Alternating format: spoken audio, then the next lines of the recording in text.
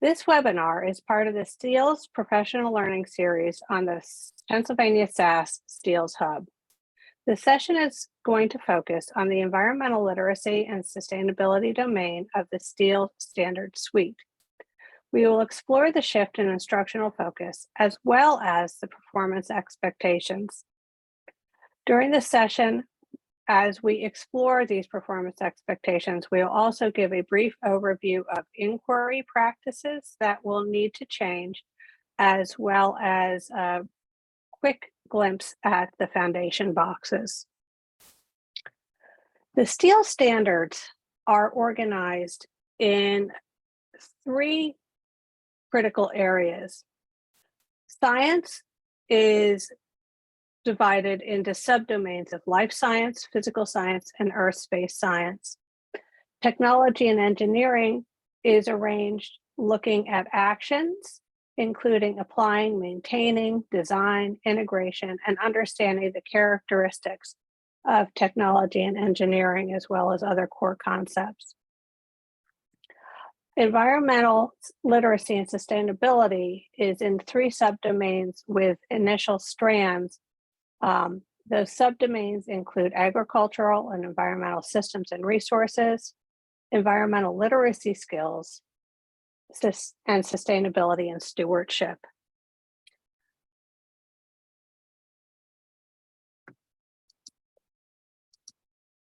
As we look and dig deeper into the standard structure, we must understand that the Pennsylvania standards as published are equivalent to a performance expectation. All of the standards, no matter which domain you're looking at, are rooted within three dimensions of knowing.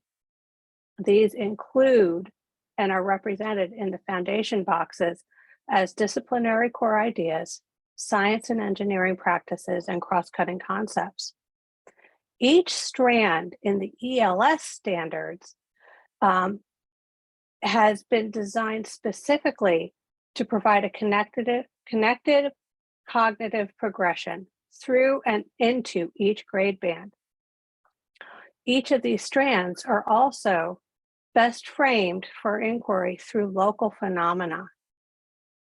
And because we had the ability to use this strand as a means to fill some gaps, these standards, these performance expectations in ELS are designed to unite concepts and tie standards from other domains and disciplines.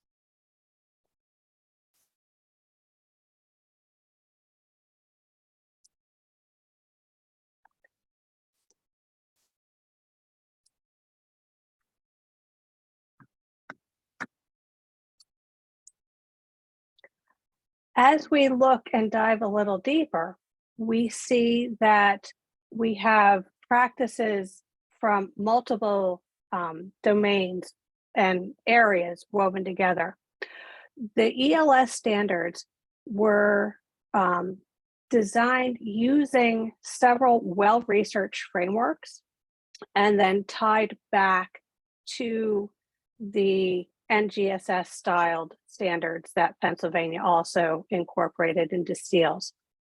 The guidances that we use include guidelines for excellence from the North American Association for Environmental Education, the four-dimensional education framework, which comes from the Ecological Society of America, as well as the Watershed Educational Experience Framework, which is a unit framework or a curriculum framework that you can use to design a locally rooted, student-driven inquiry instruction. As we look at the performance expectations, we're just going to give you an example to begin with. So understanding that each performance expectation uses a phrase that represents the science and engineering practices, another phrase that represents disciplinary core ideas, as well as cross-cutting concepts. They are designed for students to begin to look at and explain phenomena, design solutions to problems, and to drive student learning. So I'll give you a quick example. So investigate would be the science and engineering practice. Perspectives over the use and resources and the development of technology is the core idea, as well as changing over time, conflict, development of societies and nations, and that would be cross-cutting concepts. As we move ahead, I'm going to show you some of the standards and how they are arranged to demonstrate the flow. So if we look at the strand that is agricultural and environmental systems and resources, you'll see a progression. In the K through 12 area, the students are going to begin to categorize, and they're going to be looking at harvest and use of natural resources. Moving on to 3 to 5th, they're going to analyze how organisms affect where they are and how their environment affects them. And that's directly related to the use of the natural resources in the K through 12. In 6th through 8th grades, they're going to be looking at developing models to describe how agriculture and food systems, including the use of sustainable use of natural resources, how that affects the food, water, energy nexus, food, fiber, and energy management. And when you move on to 9 through 12, we're going to have the students building on their cognitive skills, begin to analyze and interpret how issues, trends, and technologies impact agriculture, food, and environmental systems. Does that mean that you can only analyze and interpret at the high school level? No, that does not mean that. At each level, there's opportunity for age-appropriate use of those SEPs, the science and engineering practices. So, you know, I'll go to the next standard set. Okay. Looking at environmental literacy skills. You have students invited to engage in claims, evidence, and reasoning at the K through 2 grade level for environmental experiences. The students are explaining ways that places differ in their physical characteristics, their meaning, their value, and or their importance. If we keep moving along that strand, you'll see that we, in 3 to 5, have reference to other STEEL standards to build a learning progression. And this is important because there were already pieces in the science or the technology and engineering standards that would fill that gap. And it's important that we realize that the ELS standards are actually the place where the integration happens. We have opportunity to bring in so many pieces from other domains and other disciplines into the learning progression through this particular domain. So then moving on, we see the students collecting and analyzing environmental data to describe and interpret what's happening in a local environment. And on through 9 through 12, we have students planning and conducting investigations. But again, you can do all of these different steps at different grade levels, depending on the focus.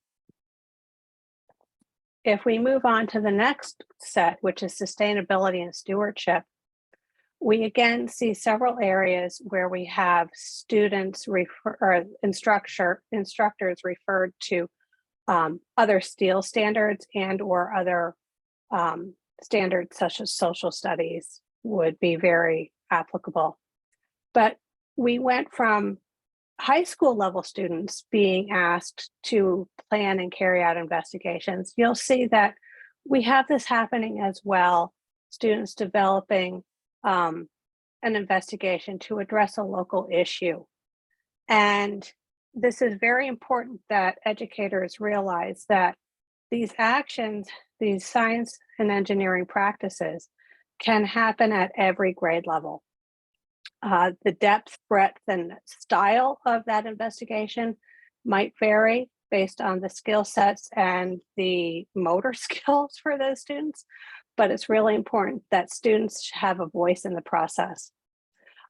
If we continue with sustainability, we can look and see obtaining and communicating information, which is an essential piece of any inquiry process and any educational process. And then we have students looking at and analyzing how they can influence environmental laws and achieve sustainable resource use. One of the things that we really need you to think about as you are looking at adopting the engineering, science and engineering practices and blending them into inquiry is that there are progressions where you can look at continuums. And if you focus towards the center of the screen, I have two areas that I'd like you to pay attention to. So there's environmental education continuum that was developed over the last 60 years, at least 60 years. And it shows that if you're working with younger students, you work on sensitivity and understanding and feelings and personal connections with a greater magnitude. And then it scales up as you go to 12, because by that time, that learning process should have already ingrained some knowledge, attitude, and behavioral perceptions. Knowledge base, you're not going to start with the intricacies of photosynthesis with a kindergartner. You can introduce the concepts or have them explore the concepts of it, but you get heavier as you go upward in grade level. That is very important to understand that overlay in the progression that the content writers for the ELS domain used. It's also very important that you look at the symbol below, the image below, to see that throughout each of those standard strands, we are identifying some essential elements of the framework that I mentioned before, the meaningful watershed educational experience. We're having students participate in issue definition. One of the environmental literacy skills section is including designing field experiences and having the students participate in that. Synthesis and conclusion, and stewardship and civic action. You'll notice that they all complement the NGSS science and engineering practices. When we also look at the cross-cutting concepts, we see that we've added one of sustainability to that discussion. But as we look at patterns, cause and effect, scale, proportion, and quantity, systems, and system models, I want to step back to the slide prior 1 second and just think, as we're moving through these practices, there are so many places to integrate cross-cutting concepts. For instance, if you were working on asking questions and defining problems, say you were working with second graders, you could visit a local nature center, have the students help select that. As they're out for their walk, encourage them to participate in questions and wonders and document these questions and wonders in a journal, or you could have a scaffolded worksheet to assist as the students are developing their skills. One of the students might notice something like, oh, wow, there's moss on one side of the trees and not on the other side of the trees. Why? So that could be the beginning of asking questions and defining a problem. Now, is there a problem with moss on the trees? No, there necessarily isn't. But what we do with the ELS domain is we take it a step further. We ask the children to look for these wonders and these connections and patterns that they're seeing, and ask them to think about, is there an issue? Is there a problem that we might need to look at solving, addressing, changing behavior? So then as you move on through the SEPs, you can have students begin to design and carry out investigations, analyze and interpret the data, make models of their understanding. That can be through drawing, it can be through language arts skills. And then building in, constructing, and defending explanations and design solutions. But one of the big pieces that we really have built into the ELS domain is this idea of stewardship and civic action. As we look onto those cross-cutting concepts in the next slide, we see that it moves back and forth in that arena as well. That we're looking for patterns, we're looking for cause and effect, we're looking for potential change.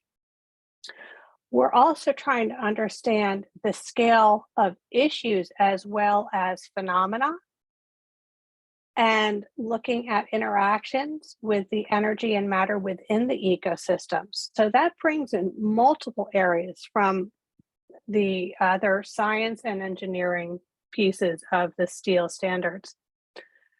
One of the pieces with stability and change is directly connected to that sustainability concept that also brings in issues about equity and consumption practices.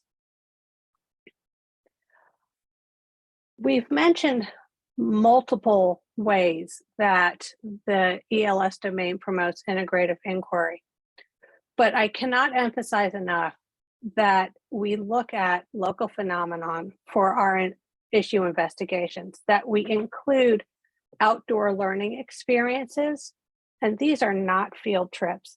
These are lab experiences, much as you would experience to begin to collect data as a scientist, no matter which domain you're in, whether it's environmental studies, social sciences. You're going to be looking at building and synthesizing conclusions from your data and defending those choices. Those arguments and debate skills are essential to any of the science and engineering practices as students work through their educational careers. The idea, though, that inquiry doesn't end, but it builds upon new knowledge and expands and might actually require a change in behavior is critical to all of the STEEL standards. Our world is not stagnant. We are a dynamic culture and we are a dynamic space. One of the things that we also need to look at is this is going to require a shift in methodology in the classrooms. We're looking at encouraging student-driven inquiry. It can go from guided instruction through to more free form, but the students have to build the skills with scaffolding to get to where they need to be so that you can have this holistic educational process happening. One of the key things that we have to have, though, is that phenomena to begin the inquiry and the wonder needs to be observable, something that all the students can see in their space, and the students work together to grow and explore.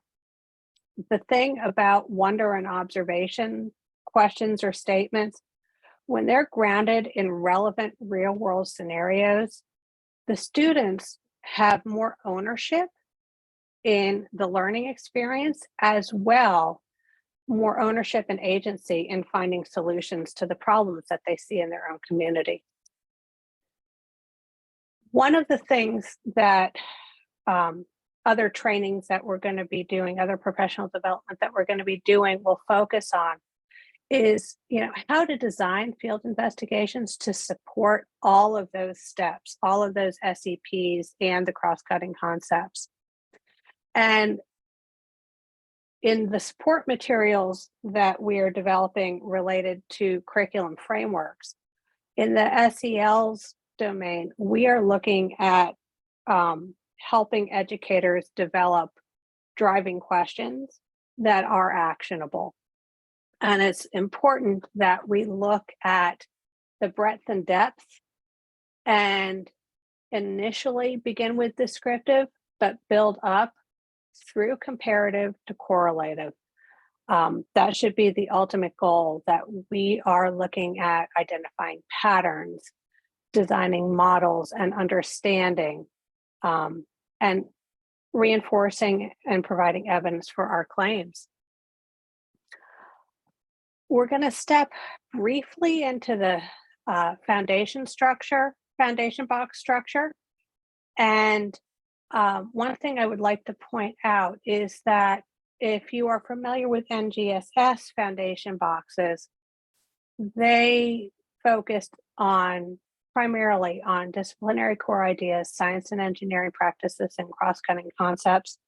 There were some descriptors about interdisciplinary interaction, but as the content writing team for Pennsylvania developed out the standards across the board, they felt that it was essential that we include clarifying statements.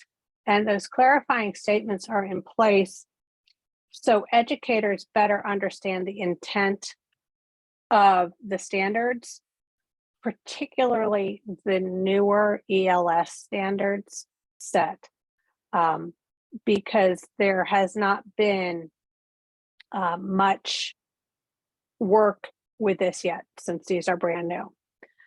We also provide sound connections to other academic standards, a Pennsylvania context, and career-ready skills.